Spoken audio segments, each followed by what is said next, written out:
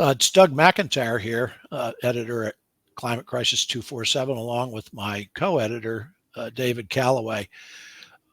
I want to talk a little bit about the idea that there are places in the world today where people can't live anymore. And these are places where people actually did live for centuries. And the science of this is that there's a point at which the human body just can't take it anymore.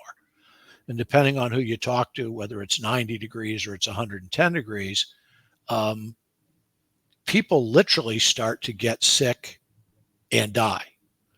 One of the latest studies shows that Delhi is on that list, 30 million people, and Hanoi, which is about half that size, same problem. You go out, and we're not talking, this isn't a 30-year problem. It's like a 5-year problem. So when you look at this, is there a way to solve it? Right. It's coming quicker than we expect. It's called wet bulb syndrome. And basically it's the temperature at which the human body can no longer generate sweat to cool itself off. And so you literally just are cooked if you're outside for more than a specified period of time. And so over the last couple of years, Doug, there have been 4 or 5 instances of cities like Delhi and Hanoi, reaching wet bulb days. And it's one day, or 2 days here, but in 5 years, it could be, these cities could be like this for months at a time, where you literally cannot be outside. And so, the rate at which people are going to start dying or have to move is going to increase exponentially. Now, if you live in Phoenix, where it's really hot, you have air conditioning, right? And as long as the energy is enough, as long as the electric grid's working and you have enough energy for air conditioning, you might be able to survive it for a while. But if you're in Delhi, there's not a lot of air conditioners, at least for the amount of people that are there, or Hanoi. So those people are going to have to go somewhere. And that's going to be one of the trickiest things for the governments to help deal with. Well, not to go too far afield, but many of these cities are also the most polluted cities in the world, both air and water, which makes these problems even more critical. Looking at this, though, there isn't any place for these people to go. So if you think about the consequences of this, how does that work? Also, many of these are in poor countries, so it's not like they can afford to actually move people. Mm-hmm. It's going to be, the short answer is social unrest, right? People are going to start to demand that the governments do something. And they're not going to be able to do a lot. And other governments aren't going to help. That's, I think, that's where we're going with all this. If the water dries up and it gets too hot, and we're still in the denial phase, still drilling oil and stuff. But that's where we're going with all this. And we're going to start to get to these situations where solutions are going to be imposed on us, and they're going to be imposed on other people. Remember last year when we saw the smoke from Canadian wildfires descend on New York? I was here. Like, what the hell is going on? What are they doing? Some people even suggested they were blowing the wind down towards New York, right? But what you're seeing there is the beginning of of nationalistic belligerence going on as other people's climate problems cross borders.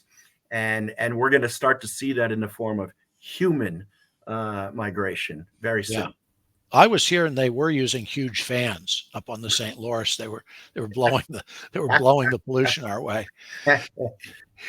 The costs of this are not just relocation, but there's actually a military element to this.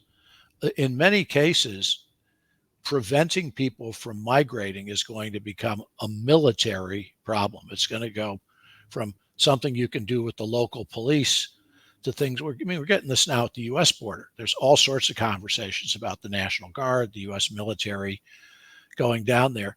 This isn't a distant problem. This is happening right now at our own border, right? Yeah, exactly. And it's going to continue. I mean, the folks who are, it's not just drug dealers and rapists, as Trump says, that are trying to get into the U.S. A lot of these people are fleeing, environments where they can't live anymore. And sure, they're fleeing crime and they're fleeing poverty, but a lot of it is the environment, and so they're moving north in great numbers, and we're going to try to keep them out militarily, whichever side you're on in the debate. But that is going to become a realistic thing in the future in many countries. It seems to me the United States stands out a bit, though, because we do have a choice financially. And I'm not suggesting we do this or don't do it. Financially, the United States could support some climate refugees. I mean, the company we have enough infrastructure, we've got the capital. They can't do that in India or Vietnam. What do you think happens? Does this become sort of one of the great political flashpoints and financial flashpoints of our lifetimes? I think it definitely becomes it becomes one of the great political flashpoints, the next great political flashpoint. The financial implications are staggering, right? We're gonna, these type of imposed solutions, be they migration or rationing of electricity or rationing of water, are going to cause, economic devastation in many areas. And so that the financial implications of that, insurance, taxes to you and me, are going to be staggering if we don't come up with some solutions now. And there's such a political backlash against any climate solutions now, heading into an election season in which it's going to be a big issue, that it's hard to realistically be optimistic that we're going to have any time to come up with our own voluntary solutions. And that someday that's just going to be imposed on us.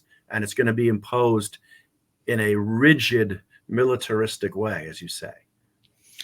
I'll give you the last word on this, but it seems to me that it is inevitable that this is one of several climate-related problems that ends up in the laps of the federal government. And the buck stops here. There isn't any place else for that to go. And as you said, this is going to end up maybe being the defining political problem of our lifetimes and certainly our children's. I think so. Yeah, I think probably our children are going to bear the brunt of it more than you or I. But we're seeing it right now. And what we're witnessing now is kind of like the last dying remnants of denialism, where the deniers just say, turn on the drills, drill as much as you can. We need the energy, and we'll see what happens. And it's going to prove historically to be a major, major mistake.